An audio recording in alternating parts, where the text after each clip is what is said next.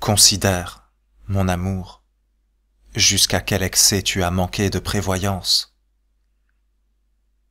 Ah, malheureux, tu as été trahi, et tu m'as trahi par des espérances trompeuses. Une passion sur laquelle tu avais fait tant de projets de plaisir ne te cause présentement qu'un mortel désespoir, qui ne peut être comparé qu'à la cruauté de l'absence qui le cause. Quoi? Cette absence à laquelle ma douleur, toute ingénieuse qu'elle est, ne peut donner un nom assez funeste, me privera donc pour toujours de regarder ces yeux dans lesquels je voyais tant d'amour, et qui me faisaient connaître des mouvements qui me comblaient de joie, qui me tenaient lieu de toutes choses, et qui enfin me suffisaient. Hélas, les miens sont privés de la seule lumière qui les animait. Il ne leur reste que des larmes, et je ne les ai employées à aucun usage qu'à pleurer sans cesse, depuis que j'appris que vous étiez enfin résolu à un éloignement qui m'est insupportable, qui me fera mourir en peu de temps. Cependant, il me semble que j'ai quelque attachement pour des malheurs dont vous êtes la seule cause. Je vous ai destiné ma vie aussitôt que je vous ai vu, et je sens quelque plaisir en vous la sacrifiant. J'envoie 1000 fois le jour mes soupirs vers vous. Ils vous cherchent en tout lieu, et ils ne me rapportent, pour toute récompense de tant d'inquiétude, qu'un avertissement trop sincère que me donne ma mauvaise fortune, qui a la cruauté de ne souffrir pas que je me flatte, et qui me dit à tout moment « Cesse, cesse, Marianne infortunée, de te consumer vainement, et de chercher un amant que tu ne verras jamais, qui a passé les mers pour te fuir, qui est en France, au milieu des plaisirs, qui ne pense pas un seul moment à tes douleurs, et qui te dispense de tous ces transports desquels il ne te sait aucun gré. Mais non, je ne puis me résoudre à juger si injurieusement de vous, et je suis trop intéressé à vous justifier. Je ne veux point m'imaginer que vous m'avez oublié. Ne suis-je pas assez malheureuse sans me tourmenter par de faux soupçons? Et pourquoi ferais-je des efforts pour ne me plus souvenir de tous les soins que vous avez pris de me témoigner de l'amour? J'ai été si charmée de tous ces soins que je serais bien ingrate si je ne vous aimais avec les mêmes emportements que ma passion me donnait quand je jouissais des témoignages de la vôtre.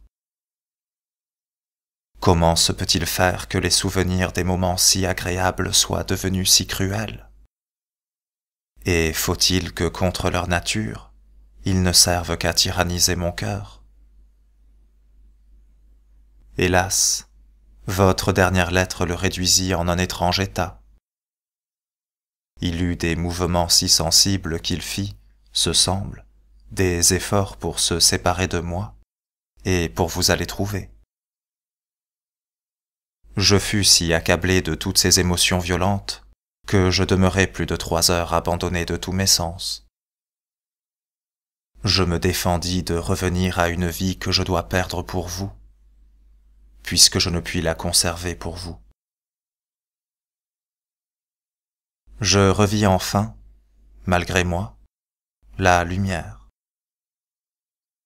Je me flattai de sentir que je mourais d'amour. Et d'ailleurs j'étais bien aise de ne plus être exposé à voir mon cœur déchiré par la douleur de votre absence. Après ces accidents, j'ai eu beaucoup de différentes indispositions. Mais puis-je jamais être sans mots tant que je ne vous verrai pas? Je les supporte cependant, sans murmurer, puisqu'ils viennent de vous. Quoi? Est-ce là la récompense que vous me donnez pour vous avoir si tendrement aimé? Mais il n'importe. Je suis résolu à vous adorer toute ma vie, et à ne voir jamais personne. Et je vous assure que vous ferez bien aussi de n'aimer personne. Pourriez-vous être content d'une passion moins ardente que la mienne? Vous trouverez peut-être plus de beauté. Vous m'avez pourtant dit autrefois que j'étais assez belle. Mais vous ne trouverez jamais tant d'amour. Et tout le reste n'est rien. Ne remplissez plus vos lettres de choses inutiles. Et ne m'écrivez plus de me souvenir de vous. Je ne puis vous oublier. Et je n'oublie pas aussi que vous m'avez fait espérer que vous viendrez passer quelque temps avec moi.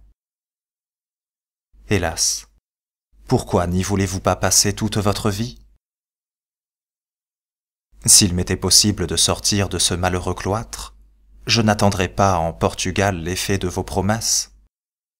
J'irai, sans garder aucune mesure, vous chercher, vous suivre et vous aimer par tout le monde. Je n'ose me flatter que cela puisse être. Je ne veux point nourrir une espérance qui me donnerait assurément quelque plaisir. Et je ne veux plus être sensible qu'aux douleurs. J'avoue cependant que l'occasion que mon frère m'a donnée de vous écrire a surpris en moi quelques mouvements de joie, et qu'elle a suspendu pour un moment le désespoir où je suis.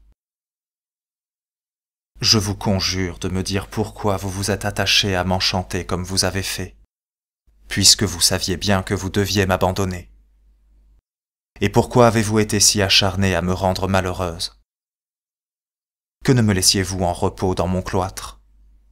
Vous avais-je fait quelque injure? Mais je vous demande pardon, je ne vous impute rien. Je ne suis pas en état de penser à ma vengeance, et j'accuse seulement la rigueur de mon destin.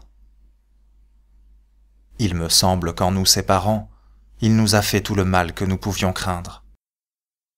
Il ne saurait séparer nos cœurs. L'amour, qui est plus puissant que lui, les a unis pour toute notre vie. Si vous prenez quelque intérêt à la mienne, écrivez-moi souvent. Je mérite bien que vous preniez quelque soin de m'apprendre l'état de votre cœur et de votre fortune. Surtout venez me voir. Adieu. Je ne puis quitter ce papier. Il tombera entre vos mains. Je voudrais bien avoir le même bonheur. Hélas. Insensé que je suis, je m'aperçois bien que cela n'est pas possible. Adieu. Je n'en puis plus. Adieu. Aimez-moi toujours, et faites-moi souffrir encore plus de maux.